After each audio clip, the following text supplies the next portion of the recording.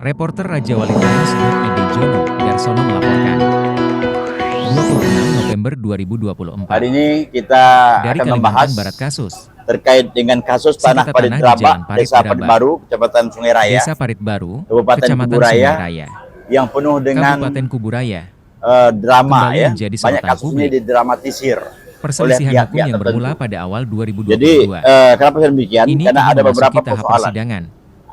Kasus Namun ini dipenuhi sebenarnya tudingan berawal rekayasa dan dari kejanggalan. laporan Meski dari demikian, saudara Taufik dari menyatakan keyakinannya William Majelis Andrian Hakim Dianto. Pengadilan Negeri Saudara William Mempawah ini akan memutuskan melaporkan perkara ini secara ke Polres objektif. Kuburaya.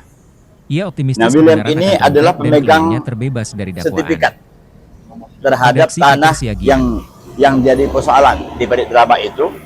Nah, kemudian setelah dilaporkan di Kuburaya terkait dengan ada pihak yang mencoba untuk memagari dan merusak berbagai macam fasilitas yang ada di dalam tanah di Parit Draba itu. Nah, saya dilaporkan di Kuburaya itu tidak digubris dan tidak ditindaklanjuti oleh Polres Kuburaya. Ya, ketika itu memang bukan kami yang mendampingi. Itu pada tahun 2022, tepatnya tanggal 31 Januari 2022. Dan itu ada tanda bukti laporan pengaduan.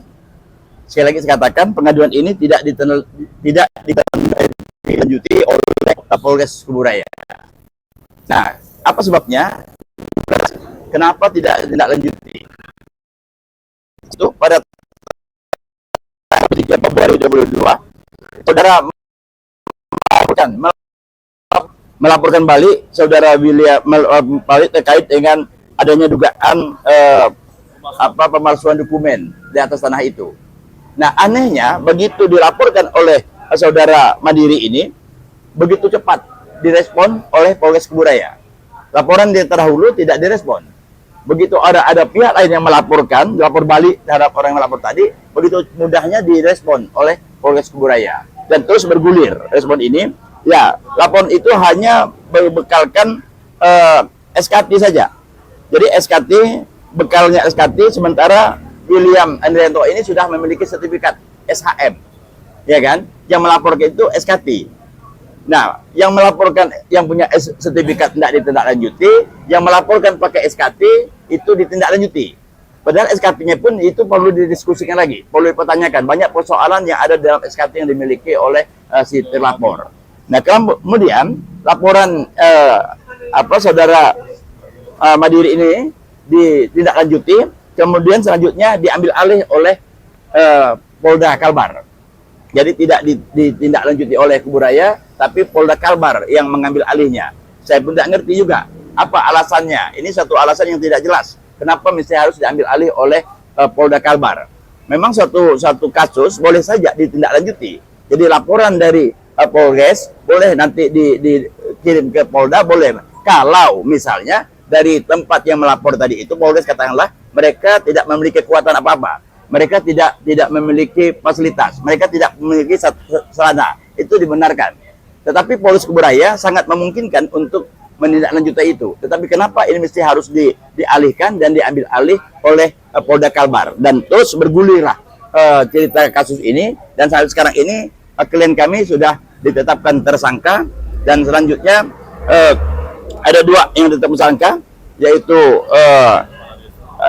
kepala desa. Kita kasih ini saja KA dan AR ya, yang sekarang ini sedang mengalami proses persidangan di Pengadilan Negeri Mempawah. Nah, kita melihat bahwa apa yang dipersangkakan terhadap klien kami ini sungguh tidak masuk akal dan betul-betul tidak memungkinkan untuk ditindaklanjuti sebenarnya.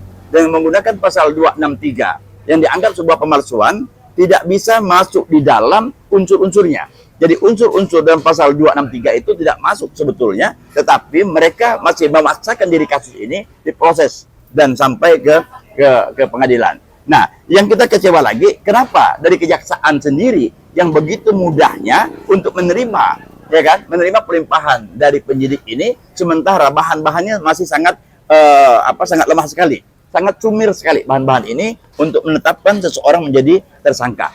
Nah, ini yang satu hal yang aneh. Nah, di dalam pasal 263 itu, unsur yang paling penting sekali adalah ada pihak yang dirugikan. pertanyaannya adalah siapa yang dirugikan?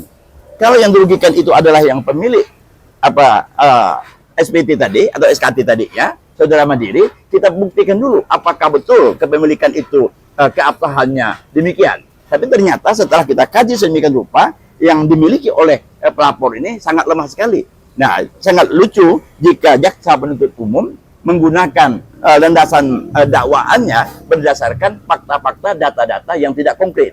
Jadi di Parit Derabak sendiri dengan SPT yang dimiliki oleh yang bersangkutan yang ditandatangani oleh Kepala Desa Parit Baru Saudara Musa, ya kan, Kepala Desa Parit Baru tadi, itu hanya itu dasarnya untuk mempenjarakan orang terkait dengan melanggar pasal 263 katakannya, yang dikatakan bahwa ada pemalsuan dokumen. Kita pun tidak ngerti yang dipalsukan itu apa, ya kan, persoalan apa yang dipalsukan. Padahal mekanisme di dalam proses sertifikasi tanah itu sangat jelas sekali berdasarkan ketentuan-ketentuan yang ada. Sudah sangat konkret sekali aturan-aturan mainnya. Yang tidak kalah pentingnya adalah ada tadi saya katakan unsur pihak yang dirugikan. Nah, pihak yang dirugikan ini mungkin yang dimaksudkan itu adalah pemegang SKT. Lagi-lagi saya katakan SKT masih bisa kita pertanyakan karena penguasaan lahan dari awal dikuasai oleh pemilik sertifikat ini. Dan proses-proses sertifikat ini. Nah, proses sertifikat ini memiliki SPT, memiliki SKT dan seterusnya, dan itu sudah diverifikasi oleh pihak BPN. BPN dari Kuburaya selanjutnya diserahkan kepada BPN provinsi, sudah diverifikasi sedemikian rupa, dan ternyata di dalam dokumen yang dimaksudkan ada beberapa item yang perlu harus dirubah. Antara lain adalah saksi yang ada dalam SKT. Nah, saksi dalam SKT itu karena orangnya itu saksi SKT itu KTP-nya KTP lama, orang sudah tua, bukan KTP elektronik, ya kan? Nah, kebetulan sudah intervensi sampai menuduh bahwa penyidik ada yang mengintervensi. Tetapi kami hanya melihat ada sesuatu kejanggalan saja, ya kan?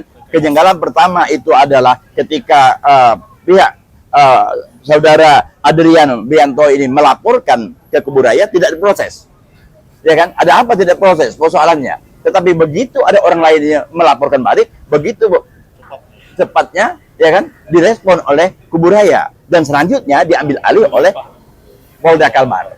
Nah, ini ada apa masalahnya, ya kan? Nah, kalau misalnya betul tadi itu laporan saudara Adrian Biantoro ini tidak benar, harusnya dijelaskan apa persoalannya. Tetapi yang jelas bahwa mengambang begitu saja, tidak ada kejelasannya sampai saat sekarang ini.